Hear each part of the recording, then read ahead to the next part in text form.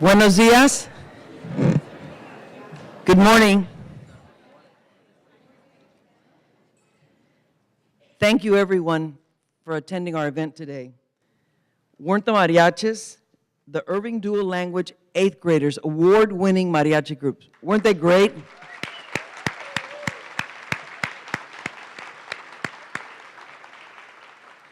I lived in Guadalajara, and we used to have the world competition for mariachis, and I think we're going to Guadalajara, Superintendent. This is great. But I think the video was also really a great way to set up our event today. I don't know, you've probably enjoyed it as much as I did. But in case you don't know me, I'm Diana Sanchez, and I'm the new, old CEO for the Hispanic Business Chamber of Commerce. And I'm excited to be here today at an event that celebrates progress of one of San Antonio's key partners for education, the San Antonio Independent School District. Superintendent Pedro Martinez, I speak for everyone here today. We're really excited to hear about the progress of SAISD. But before we go there, I'd like to, like every school day, these children actually are students in the school district, start their day by rising and pledging and doing the Pledge of Allegiance. So I'd like our second grade Irving Dual Language second graders to lead us through the Pledge of Allegiance. So if you could please rise.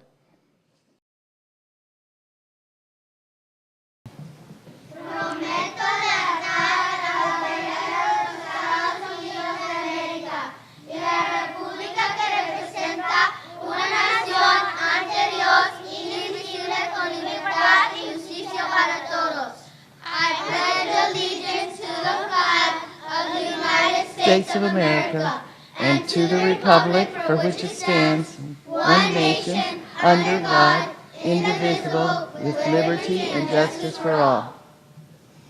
Thank you very much.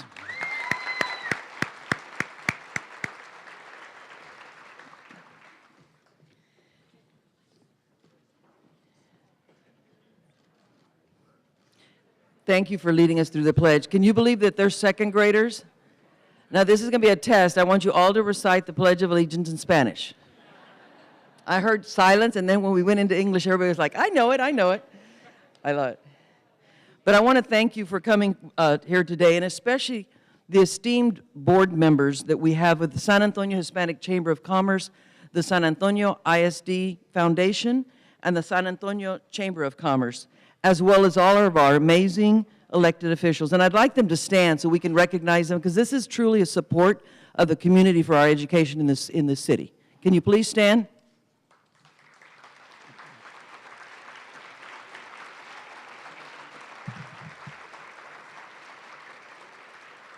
Thank you.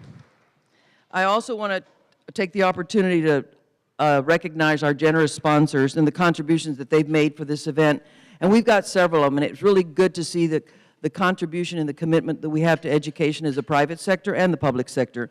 But I'd like to recognize our silver sponsors, which are Brooks, City Education Partners, CPS Energy, First Mark Credit Union, Frost Bank, Port San Antonio, SWBC, the DeBerry Group, TTL, Valero, VLK, and Morganti Casillas, and Pape Dawson Engineers.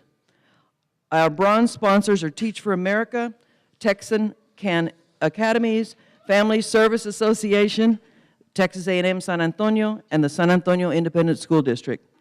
And I'd like to also give a special thanks to Office Source Limited for contributing the furniture that we have here on the stage today. Thank you, attendees, VIPs, and sponsors. Thank you very much.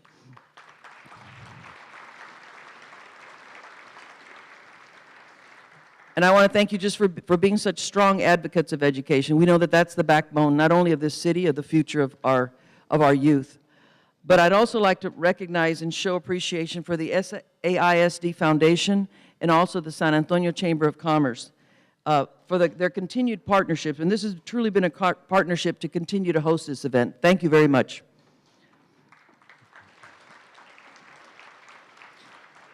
But we're here to celebrate the accomplishments and the progress of SAID, and I think this is truly a celebration, and this is led by Superintendent Pedro Martinez. As you all know, Senator, I'm making him a senator, uh-oh, we're in trouble. Superintendent Martinez joined the San Antonio ISD in June of 2015, and he began a district laser-focused initiative on improving academic achievement. And then in January of 2016, Superintendent Martinez unveiled the SAISD Blueprint of Excellence, Target 2020. So we're going into now our 4th year. But the plan supported 5 pillars, which I think are really important, and it also resonates into how we're supporting this effort from an education standpoint. One is academic excellence, talent management, culture shift, stakeholder engagement, and fiscal management. Superintendent Martinez firmly believes, as we all do in this room here today, that students will rise to the challenge. With the proper support and by setting a high bar, many more students will demonstrate the aptitude and the aspiration to perform at higher levels and be well prepared for college and their careers. So without further ado, I'm going to hand the floor over to Superintendent Martinez, and he'll share with us our annual progress and our up-to-date annual report for the San Antonio Independent School District. Superintendent Martinez.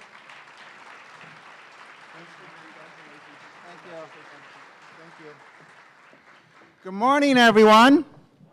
Oh, come on, you can do better than that. Good morning, everyone. So today, first of all, I'm just very excited, and I feel so blessed to be here in front of you. I want to just again acknowledge my amazing school board. You know, people say a lot of very kind, positive things about our district, but I'll tell you, I am convinced that we have the best school board in the entire nation. And so I just want to acknowledge our board.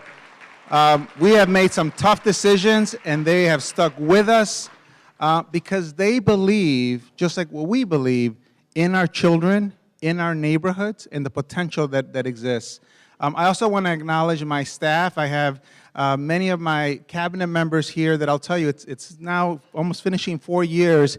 I feel now that the team has come together in such a way that when I show you what we're doing right now, know that these are the leaders that are sort of in the shadows. They're behind the scenes, making all this happen and really supporting our teachers and principals. And of course, we have parents also with us today that are now very active in helping us to engage other parents. So again, for us, just thank you for being here. Thank you for your support. So, you know, I wanted to start off with a couple of slides that I introduced last year because I think they're so important and relevant to what we're trying to do and what we're trying to accomplish. So one of the things that, you know, we always talk about in our district is what are we trying to accomplish? And what is it that we're trying to solve? Is it something that is just, that is really focused on San Antonio? Is it something that's a larger county issue, state issue, or national issue? So I always start with this slide. What this shows you right now, and this is the most recent data, of the percentage of students that are attending college right after high school. And what the bars show you is it shows you a line by quartile. So we talk about the top 1%, top 5% in income. This shows you in quartiles of income. And what it shows you is that back in the 1970s, if you were part of a family that was in the bottom quartile of income, your probability of going to college after high school is about 46%. If you were in the top quartile, your probability was 79%. Makes sense, right? Because we know colleges were really creative, where they were pretty elite. I mean, if you think about it, colleges originally started for just white males, and it was really people of privilege. Fast forward, we now have seen more students than ever nationwide going to college, and in fact, the gap is closing. So that's a real positive thing. And some of you will ask, well, Pedro, does everybody really need to go to college? And so first of all, I always talk about college with the big C, right? There's community colleges, there's certificates, there's associate's degrees, there's bachelor's degrees, there's graduate degrees. I will tell you, the jobs of today all now require some type of post-secondary experience. And there's more pressure right now on higher ed to ensure that those credentials are stackable. Industry is requiring them. And it's only going to continue, by in the next 10 years, more than 2/3 of the jobs here in San Antonio are going to require some kind of post-secondary degree. So when you look at now completion rates, and this is based on bachelor's degree, One of the things that we're seeing is that nationwide, the gap for completion has never been wider. So in other words, if you're in the bottom quartile of income, your probability of finishing a bachelor's degree within 6 years of starting is 9%. If you're in the top quartile of income, it's 77%. And by the way, what the research shows, there's no correlation with academic ability. So in other words, regardless of the academic preparedness of our children, we still see these challenges. And you have to ask the question, well, why is that? And so first of all, let's say you're one of the families in the top quartile of income, right? And you have a child that wants to be a lawyer, wants to be an investment banker, wants to go into medicine. Your child might be a C student. As a parent, you're going to make sure that child gets exposed to internships. They're going to get exposed to job shadowing. By the way, who wouldn't do that for their child? If you're in the bottom quartile of income and you can have an A student, you don't have access to those types of resources. You don't have access to those types of connections. And that is the challenge. And it's playing out in real life. For us, we have Isaiah, who's at Columbia. There was a great story that came out in the Express News. This was a student, one of my top students, that when he graduated, we got him a full ride to Columbia. The summer he was about to leave, his family gets evicted. And he's basically homeless. Can't come up with the money for the housing deposit to go to Columbia. The counselor calls me in a panic and says, Pedro, he's not going to go. He's not going to go. And so I literally had to make phone calls to anybody that I knew to get him the funding to get that housing deposit. By the way, this is one example of hundreds that we work with on a regular basis, folks. So these are real issues, and they're playing out. But I'll tell you, if you read what Isaiah is doing at Columbia, he is not giving up. We connected him with Robert, who's the CEO of Hermes. He's an alumni from Burbank. He's met with them now. He meets with them on a regular basis. So we're having to make these connections. But it's because, again, these families just don't have these resources. And so, what's interesting about our district, if you ask me right now, okay, so Pedro, how many of your children are in each of the quartiles in terms of income that you serve today? 61% of my children, sir, are in the bottom quartile of income. 38% are in the second quartile. So folks, add that up. 99% of my children are in the bottom two quartiles of income. What does that mean? Go back to this. They're facing this national challenge to have success, because let's face it, at the end of the day, how many people here would be in the position you're in without your education? Without your college education, whether it's a certificate, whether it's a bachelor's, whether it's a master's degree, regardless, how many of you would be in this room living the life that you live without your education? That is the challenge we're trying to solve. And we're doubling down on this, folks. So what you're going to see today is the efforts we're making to what I call to strengthen the armor of our children, and what we are learning about the needs of these children and how we're trying to change these stats. This is why, by the way, people now are looking at San Antonio statewide, nationally, because they're asking the question, can a district with 99% of its children, through no fault of their own, that were born in poverty, could they change this? By the way, I do have families in the top 1%, in the top quartile. It's just the numbers are so small, it doesn't round up. So I do have some families, by the way. Some of them are here in this room. But the reality is it just doesn't round up. So here's one of the things that I also wanted to clarify for today. We've gotten a lot of positive attention on many of the things we're doing, but it's so much that sometimes it's confusing for our folks. And I'll tell you, sometimes we get a little bit of criticism of, well, are you doing some things at the expense of each other?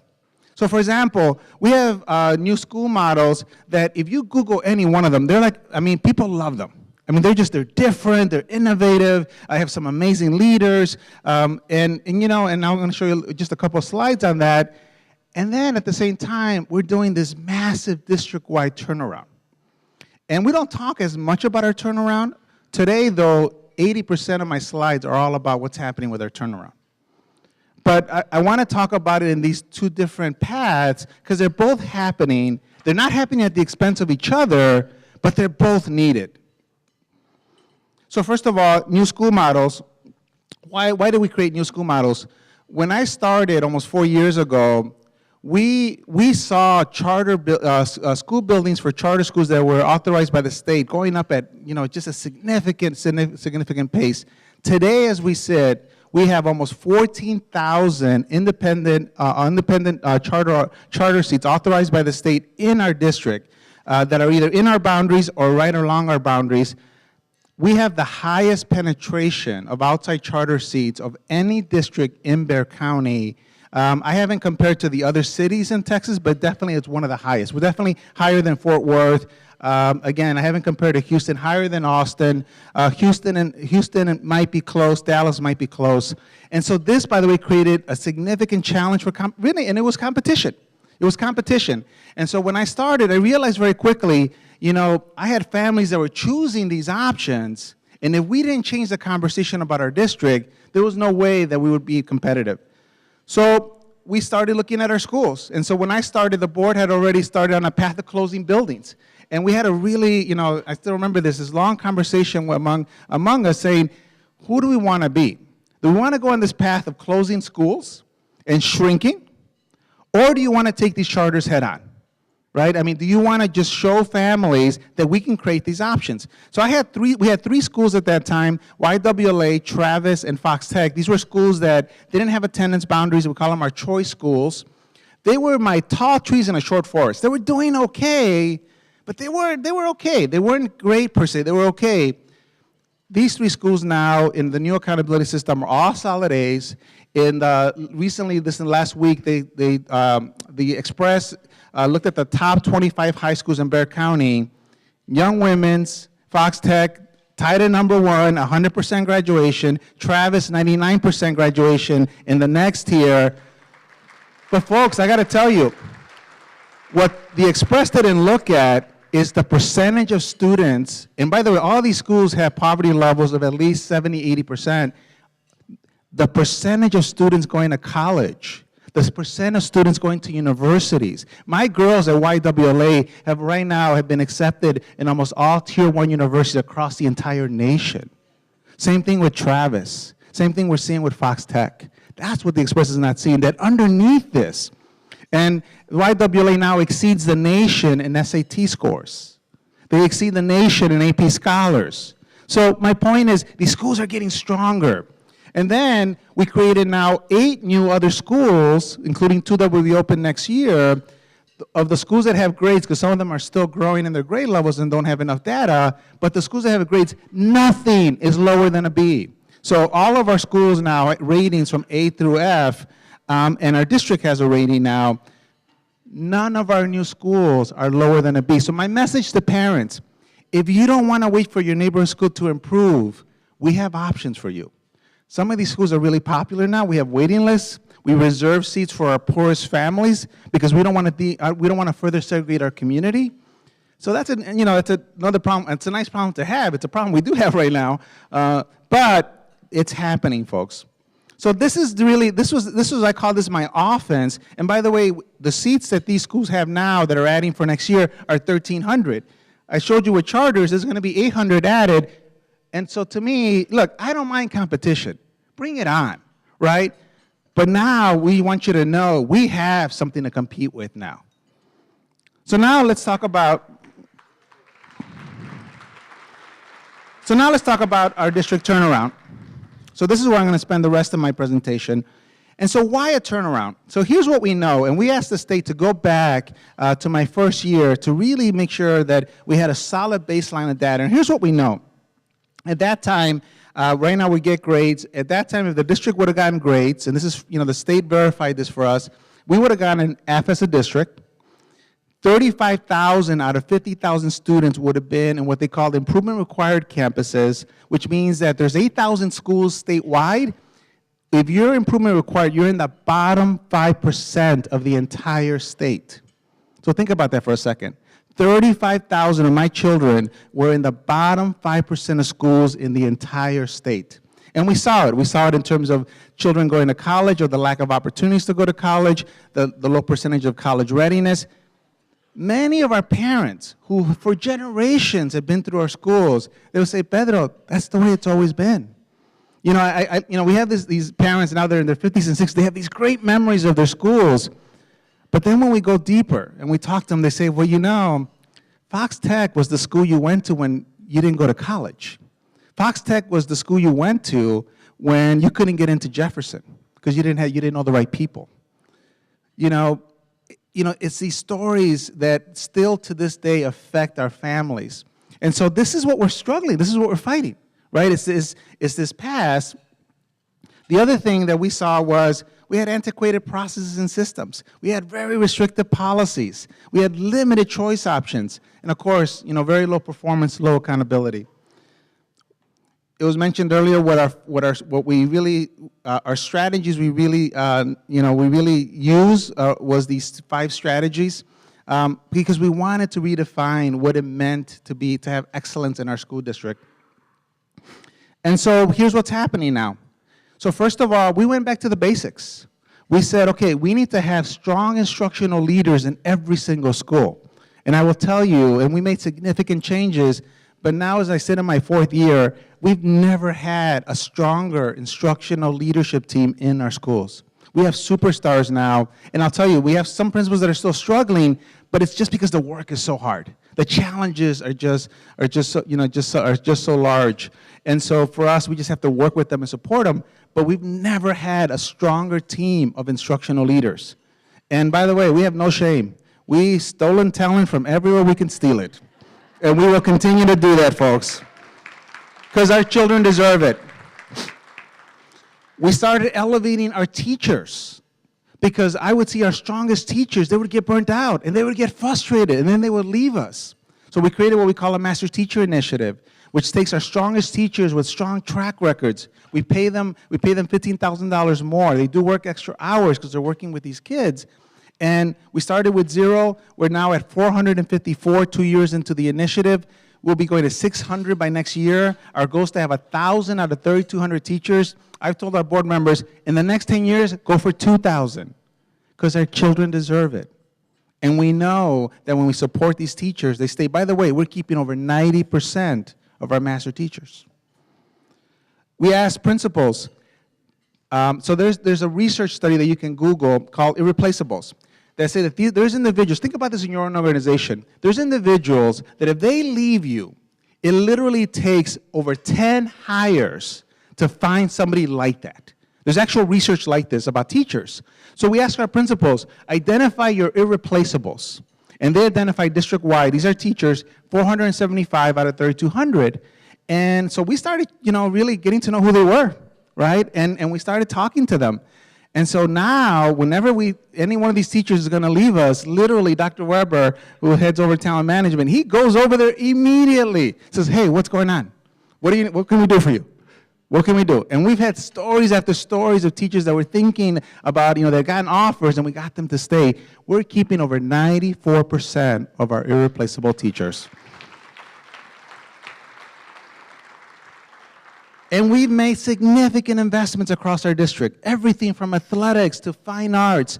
We're going to go into more detail about our Verizon grant that we got. We have the second largest international baccalaureate program, only second to Houston. International baccalaureate, folks, anybody who's been in the military, anybody who's traveled abroad, it's one of the gold standards of education. And we went from one program that was very small, about 100 students, we'll have 5,600 international baccalaureate slots over the next 2 years at Jefferson, at Burbank, at their feeder middle schools, elementary schools. We started with 2 dual language programs when I first started, Bonham and a small program at Herv. Today, we have 45 programs being phased in, 48 next year, including a program at the high school level at Brackenridge. And the reason this is really important, and I got to say this, right? I mean, when the joke that was made that nobody was speaking the national anthem in Spanish, right, when the children were doing it, if you go back decades in our community, San Antonio, it prides itself on culture. For our Latino children, their culture was deprived. It was suppressed. They weren't allowed to speak Spanish. There's a reason why our most prominent officials right now that are adults today do not speak Spanish. There's a reason why I'm the first bilingual superintendent for San Antonio. Think about that. Think about just the local accomplishments of, we have the first Latino this, the first Latina that. It is a symptom of the fact that culture was suppressed here.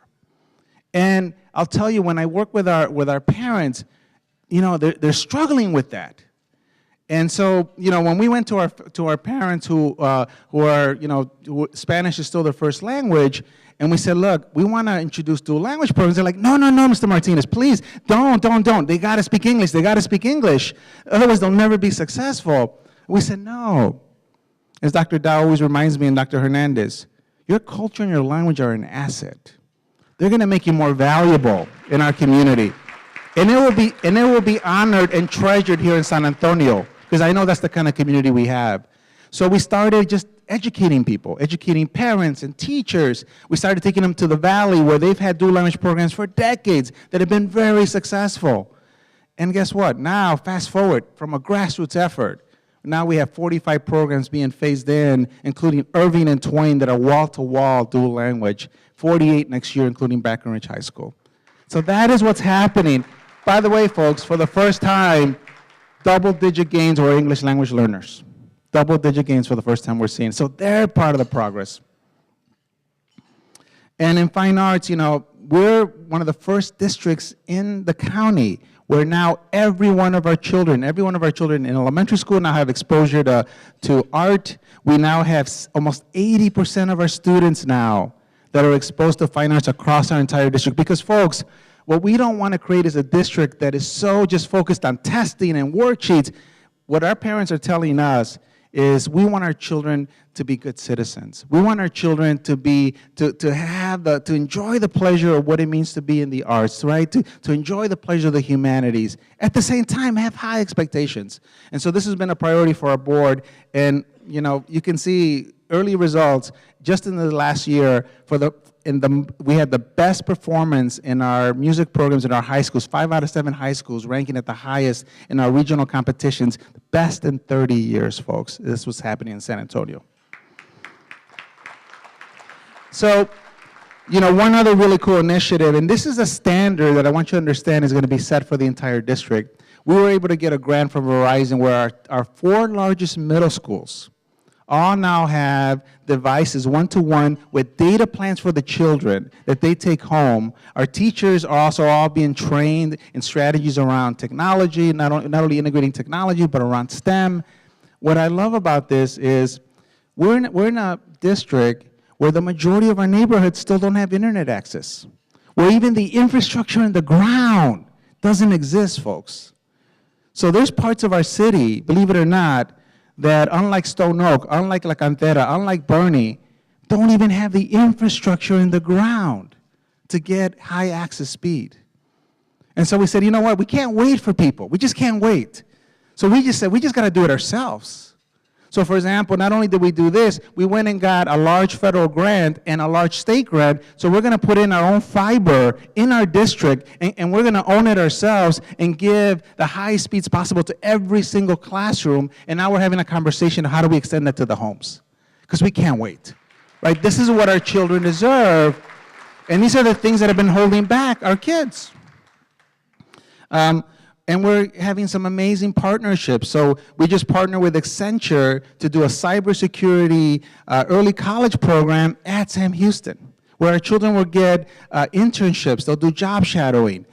Our early college programs also, right now, the ones that are right now graduating students, both Travis and St. Philip's, over 80% of their students get associate's degrees.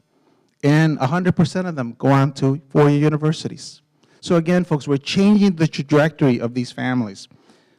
So, and it's not just with our high school students. What you're seeing here is we're also now investing significantly. We have the largest pre-K program in the county with over 4,000 seats. And what's really interesting is we're looking at our pre-K programs and Head Start programs, and what you see in this bar is the yellow bar. That's Carroll, early childhood, which has 100% Head Start children. By the way, for you to qualify for Head Start, you got to be poor. I mean, this is not just like living in poverty. You got to be poor. I mean, those guidelines are so strict. You got to be qualifying for Medicaid. You got to qualify for food stamps. You got to be poor. And look what Carroll is doing in the yellow bar. They're outperforming all of our other programs, including pre-K for SA, for a fraction of the cost. So when we saw these results, these are the incoming kindergartners coming from Carroll, we said, we got to figure out what the heck is going on at Carroll. We found out that they had a partnership with UT Austin. We now have 6 of our schools that we have in a partnership with UT Austin with a national worldwide researcher that is an expert in pre-K programs, because we know that if we don't invest when they're young, it's only harder when they get older. And, you know, we were able to pass, with your support, a bond in 2016. All those projects now are hitting the ground. And what I love is when you look at what we're doing with our buildings, for the first time, folks, we're making a real clear statement. Our buildings should not reflect the poverty of our children or our neighborhoods. They should not. It is wrong. And so we're saying no more. And with your support, we are completely remodeling all of our high schools, comprehensive high schools, and setting a standard of what they're going to look like, what the classrooms will look like. By the way, we're still preserving our murals and a lot of the traditions of these schools. Jefferson, for example, will be a full restoration. But again, our buildings should not reflect the poverty of our children, right? We have to set a higher standard. And like I said, every classroom, we're setting a standard. These are where children, by the way, if your children have went to Northside or Northeast, especially in the newer schools, they've been getting this all along. By the way, not so much the poorer schools in those areas, but the wealthier schools, they've been getting this all along. Our children hadn't. We're changing that. And one of the things I'll just tell you, you know, when I started in this role, I never expected the type of changes we'd have to make. And it was overwhelming because we literally had to redesign everything, from transportation to our police services to our food service. You know, we have Jenny who's heading our food services. This last summer, we had the Culinary Institute of America train all 500 of our cooks. By the way, folks, we have 500 cooks because we serve 3 meals a day because our children are that poor. And so we serve breakfast, we serve lunch, we serve a dinner, we serve a snack. And the children, we were struggling because the children really didn't like the food very well. So we had the Culinary Institute of America, who's in our backyard, train all of our 500 cooks. If you would have been there, it was 40 at a time. It was like the Food Network. I mean, they were working with the same ingredients, you know, and they got the chef vest. I mean, it was the coolest thing. Staff that had been with us for 30 years and said, my God, we've never seen this before. By the way, when I go during lunchtime to my schools now, those children are running to the lunchroom. They're running to the lunchroom, folks. And we're going deeper. Our buses, when Nathan, best transportation director in the damn country, we have now put Wi-Fi, we're putting Wi-Fi in every single bus. The bus drivers are so excited. They're having the children post the work in the buses. And the children are listening to stories back and forth in between bus routes because our bus drivers are now part of it. Our police chief started scholarship funds, and they are now mentoring our children. Everybody is part of it, and I showed you what we're doing with our facilities. Everybody's part of it, folks. This is a movement. This is a district-wide turnaround. So what is the data showing us, right? If we have a lot of business people and say, okay, that's good, Pedro, you know, you're saying all these great things, but hey, at the end of the day, is it working? Are you getting any results, right? Because it's a lot of resources that are being invested. So here's what we know. When we got an official grade for the first time, and this is districts across the entire state, all got grades. We got a C, which, you know, my wife and I laugh about this. We're like, oh, we got a C, yay. You know, but we started with an F 3 years ago. So the improvement was significant. And remember what I showed you about our low-performing schools? We reduced that from 35 to 16. Right now, the data we're showing it's very, very realistic that we're going to get this to single digits this year, because the results we're seeing right now, even right now this year, they're coming in even stronger than they did last year. And remember what I showed you about the 35,000 students in low-performing schools? Still too many. We have about 8,000 now, but again, down from 35,000 children in low-performing seats down to 8,000. And so the commissioner, you know, when the results came out, the commissioner called me and he said, Pedro, you know, I just want you to know we're really excited. They were excited about the initiatives we had. They love our board. But they said, you know, I want you to understand, like, we're seeing something really special in San Antonio. And so he gave us this quote, that now we're going from one of the lowest performing districts in the state to now one of the fastest improving. And it's one of the reasons why I was invited, one of 4 superintendents statewide that was invited to the governor's state of the state, and we were highlighted as a school district. Me representing you, representing our teachers and principals, because again, people are noticing what's happening here. And this is hard to read, folks, but I just want you to take one thing from this. Where you see the dark green in those rows, those are areas across grade levels in reading and math where we're now, last year, started outperforming the state on gains. Look at how much dark green you see. This is in elementary and middle school. Look at the high schools. Look at all the dark green. We're now starting to grow faster than the state. And why is that a big deal? Oh, and this is now our graduation rates. We now have hit over 85% of our children graduating. And when you look at children, also SAT scores, still not where we want to be, but back 4 years ago we were at 5%, now 11% now are college ready in the SAT, still not where we want to be. So right now at the state level, when you go back, when you look at children that live in poverty and children that don't, and go back all the way, as early as they have data, look at that bottom bar, bottom line. Our children in poverty have always been low on the SAT. Under 5%, going back 30 years, even 30 years later, barely above 6%. And so for us to go from 5% to 11% in just 3 years, that's what the state is looking at. The other thing is that what you're seeing here is the TSI. So if a child goes to college here in Texas, which is 90% of our kids, if you don't pass this exam, you cannot stay in a university. You have basically 1 year while we go to UTSA or go to Texas A&M to pass this exam. If you can't pass it, you can't stay, because that's actually a requirement by the state. If you go back to 2015, in both reading and math, where the yellow bar, look at where we were at in the percentage of students passing this exam. This is it's really an exam that tells whether you need remediation or not. Look where we're at today. We're now exceeding the state, folks, in both subjects. Because again, we saw this as something that was blocking our kids. Remember that first part I showed you about kids being able to be successful in college? These are some of the things that we discovered that were getting in the way of our children.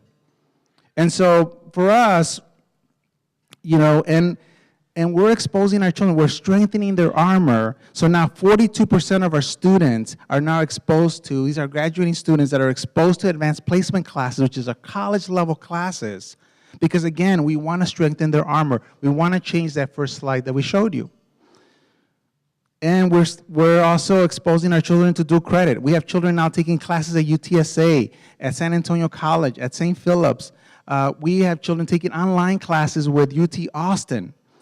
42% of our students now are taking dual credit classes, because we're sending the message that, look, maybe not all of you are going to go to UT Austin. Maybe not all of you are going to go to College Station, but it should be your choice. That choice shouldn't be done for you. And so we're going to strengthen your armor so that you have that opportunity. And, to double down on this, we went to the Greehey Foundation and asked for a grant, and they gave us $1.5 million because I said, I want to get to over half of my students in high school getting access to college. I want them to know what it feels like to be on a college campus, take a college course. And maybe they're not confident right now. Maybe they're worried because they're poor, that their parents can never afford it. But if I get them in a classroom and they can see they can do it, that might change their mind. That might give them some hope and say, you know what? I can do this. So we went to the Bill Greehey Fund and said, look, we want to go deeper. And these are kids that are tougher because academically they're not as prepared. But that's what we're getting this grant now for $1.5 million. So I want to thank the Bill Greehey Foundation. And just know, and this is built on the Valero grant that we got, who's helping us right now really support our children for college trips and also attending college. And then when you look at, again, who we are now, this bar just shows you is how we're identifying our top students early on. So our AP scholars are students that are getting between 12 to between 9 and 15 college credit hours just in AP alone. Our Duke Scholars, I didn't know what this was, folks. By the way, this is something that's more accessible to families of means, because I didn't know what this was. A Duke Scholar is somebody who is a 7th grader who takes the SAT and is college ready on the SAT as a 7th grader. And it's on your transcript. These are the kids that get into Harvard. These are the kids that get into Princeton. So if you're a family of means, you know about this stuff, And your district generally, has some resources for this. We have somebody that's dedicated 100% working with about 400 to 500 seventh graders, that's all they're doing is getting them exposed to this type of support. And we're seeing, again, keep in mind, this is a college level child at 7th grade. That means they're 5 years above grade level. And when you saw fivefold, we saw an increase just by giving support to these children. These are children that live in poverty, folks. Look at the number of children we're identified now that we know are gifted and talented that never were discovered before because, again, just because of their poverty. And we're seeing it in terms of college. We have now closed the gap in our county with Northside, with Northeast, around the percentage of students going to college. We saw a record number going to 4 universities in the last year's 2018 class. And look at the class of 2019, what we're seeing right now. So again, we still got to strengthen their armor, right? So it's not just about getting them in, but this is what's promising. We're building hope in these children. We're building an aspiration that they too deserve this, that they too have a chance.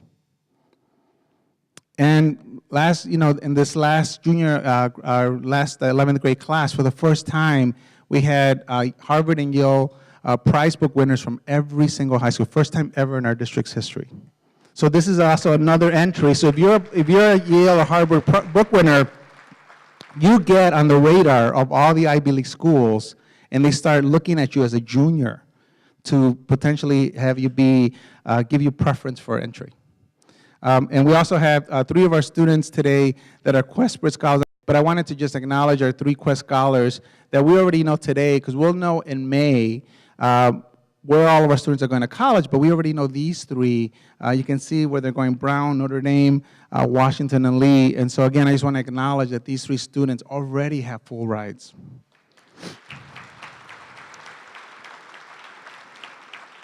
So, and this is the end of it, folks. So here's my final message before we go into Q&A.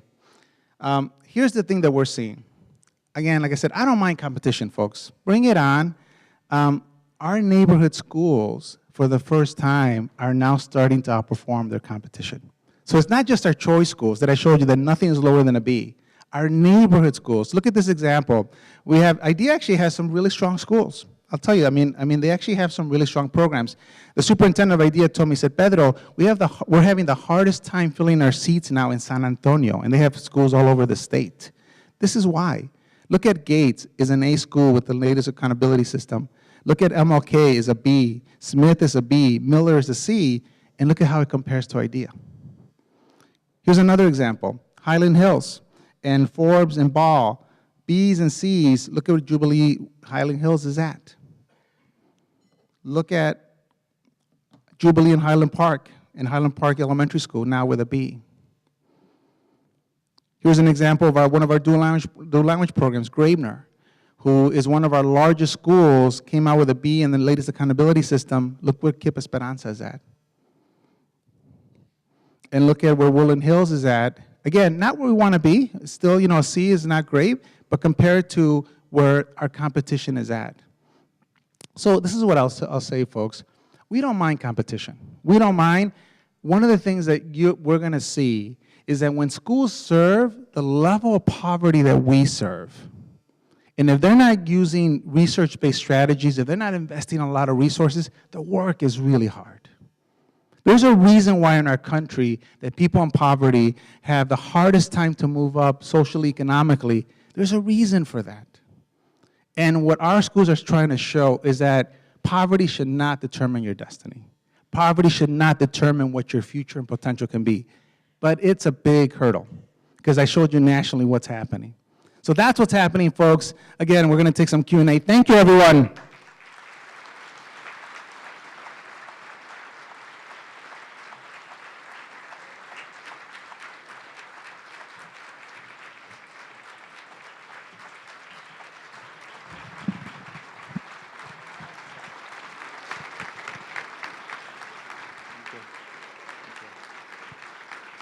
So we've got some question and answer. Thank you, Pedro. That was fantastic, of course. We appreciate all your good work and excited about the progress. But having been an elected official myself, I know that none of this could happen without the support I mean, real support, because this is real change that takes a lot of intestinal fortitude. Let's have the board stand up one more time, and let's give them a round of applause. This is real stuff, making a real difference. Thank you all. All right, so you touched on a lot of things, and so one of the things that is interesting to me is you have really done so well in garnering philanthropic support to really make your programs go that next level. You talked about the Verizon grant, Valero, the Greehey Family Foundation. That's real money doing real progress.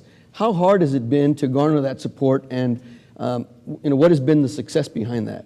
Sure. So first of all, our foundation, Judy's and many of our foundation board members are in the audience. I mean, they are tireless champions. And we have Laura and Sylvia from Valero that we still have our story that we have about when we asked for that large grant, $8 million. And I remember Laura and Sylvia said, "Oh, Pedro, that's a large amount. I don't know if they're going to go for it, but hey, we're with you. We're with you." It's understandable. When you look at where the district was at, a lot of skepticism. And so, we have CEP who's been a great champion for us. So for us, I think we're still building our trust. And so I still feel like we're at the beginning stages of building these relationships, and I'm okay with that. I'm okay with that. The only thing I ask is, this is why days like today are so important, know where we're at academically. And when you look at how much money is given to KIPP and IDEA, which are, again, I have respect for both organizations, look at how much they get proportional to what we get. And I will tell you, our children get a fraction of philanthropic support. By the way, the Chamber and your support for the bond in 2016 and the TRE, it's one of the reasons we're able to invest in fine arts, in our master teachers, the facility upgrades that we're seeing. That could not have happened without both chambers backing us. And so again, the community support is essential, Richard, because the reality, even though the state over time might give us more money, we can't wait, folks. These children have been poor for decades. They've been waiting. They've been waiting for a long time. And the time is now. Excellent, excellent. Another question. So we're in the midst of a legislative session. There's a ton of talk about more money in the system, campaign, or finance reform.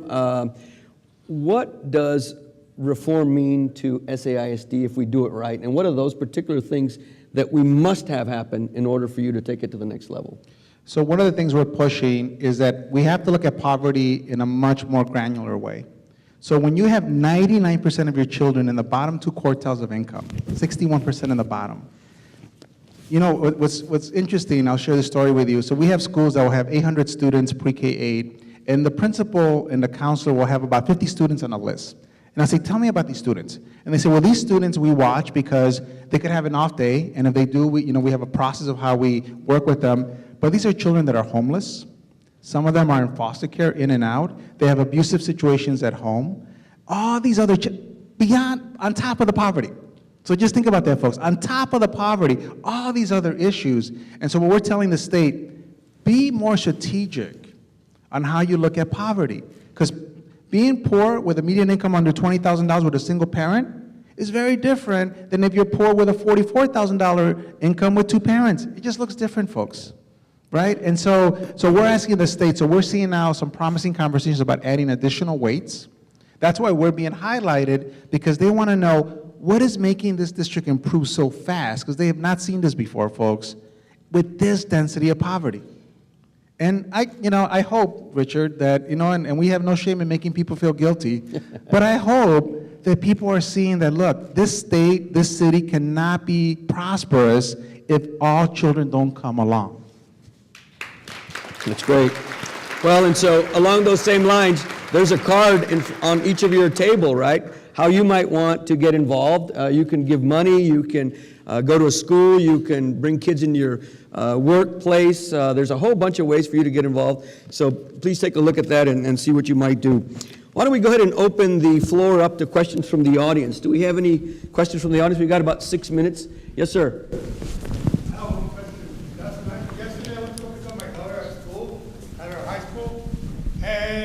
It came about that they told us that the murals at Lanier were going to be demolished.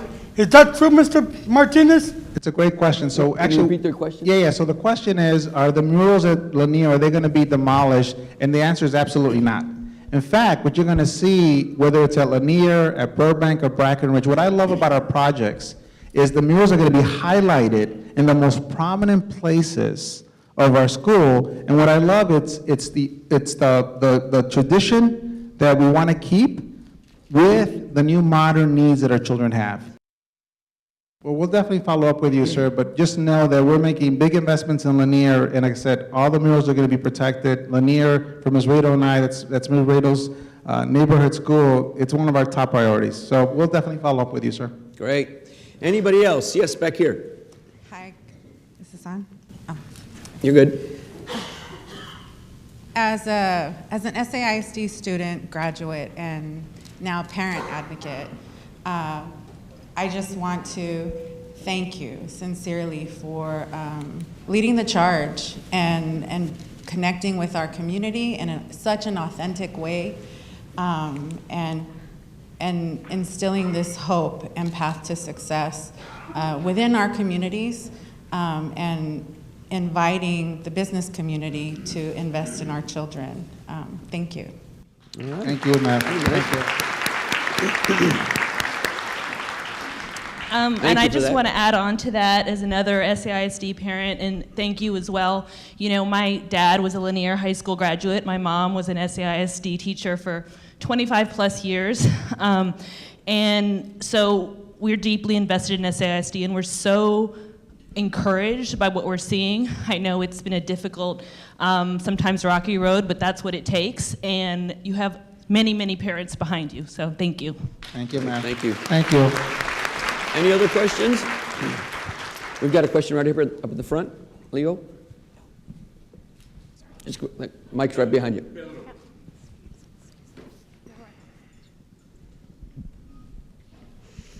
Pedro, for those of us in the world of economic development, Brooks, Port San Antonio, EDF, the chambers, the city, the county, what could we really be doing? The scenario you've outlined here so effectively in terms of the condition of the families and their poverty level, what can we really do? And I welcome a very direct response to that question. So you know, the ask that I would make, Leo, is that, so first of all, we're in a very generous community, and none of the success we're seeing, and we still have a ways to go, folks, would be possible without you. This work is just so hard, and I say this on behalf of my teachers, on behalf of my principals. I mean, they're doing God's work. They really are. And what I would ask, Leo, is that our community really look at our district as an investment. Whether you want to mentor children, by the way, our children need even more mentorship when they leave high school. I'm working with Chancellor Flores around replicating the Dallas Succeed and Dallas Promise initiative for giving access to children to college. And the reason I'm doing it is because I have so many children, and this is, by the way, in the county, only half of our children go to college. County-wide. We're counting Northside, Northeast, Alamo Heights. We're now starting to exceed that number for the first time. But I have children who live in poverty, who, even though we get them to apply for financial aid, even though we get them scholarships, they are just, they feel alone. And the Dallas College president said one thing. They said, we should have known this. So now that they're put in the Dallas Promise, they've seen a tick up in enrollment, about 8,000 children more. But these children are really poor. And they said, we should have known this. The children were poor in high school. They're also poor in college. So guess what? We get them uniforms in high school. We feed them. We transport them. We have medical care for them. All these things that we do, and the colleges are not prepared for that. So our children need even more help, whether they're staying here and going to UTSA or going to the Alamo College system, whether they're going to UT Austin. Today, Valero, put together packs for our students that are all 3 or 4 hours away from San Antonio because our parents can't afford it. So, they're sending them, gift packs to every single student here in Texas and outside of the state of Texas. Valero's doing that even, as we speak today. Wow. Because that's what we need. By the way, we are putting the district in a place where we'll be able to do our next 2 bonds and be able to take care of our most neediest facilities without raising your tax rates. And so more to come as we talk about that later in the year, but that's another great way to support you in keeping that money local. By the way, we've been recognized by the Hispanic Chamber for the participation we do with local businesses, women-owned, minority-owned. We're committed to that, folks. And so again, more details will come later, but we have a ways to go, but hopefully you get excited by the direction we're going. So just an update on the College Promise. We took a delegation of 185 plus business people, elected officials to DC last week. We were there all week, and we had a very good meeting with the College Promise folks. And we are committed as an organization, as a community, with our mayor there. Mike Flores was there, business folks, and we're going to make College Promise happen for this community. It is going to be a game changer, I believe, and we are all committed to it. So thank you. So we have time for one last question. One last question. Hello, I'm Sherry Chaudhry. I'm actually here. I'm a representative in the hospitality industry.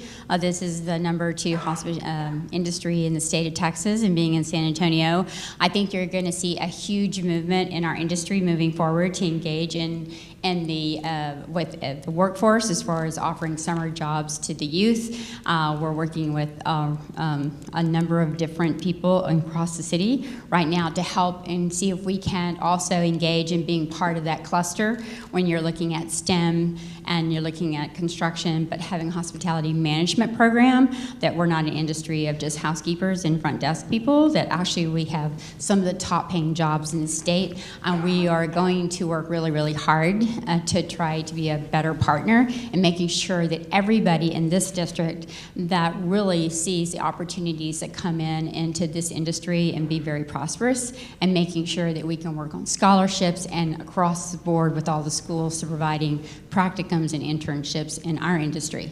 So we want you to know that we're going to be working really hard to be part of this process. Thank you, Sherry. Thank you, ma'am. That's great. Thank you, Sherry. Thank you. Well, thank you, everyone, again.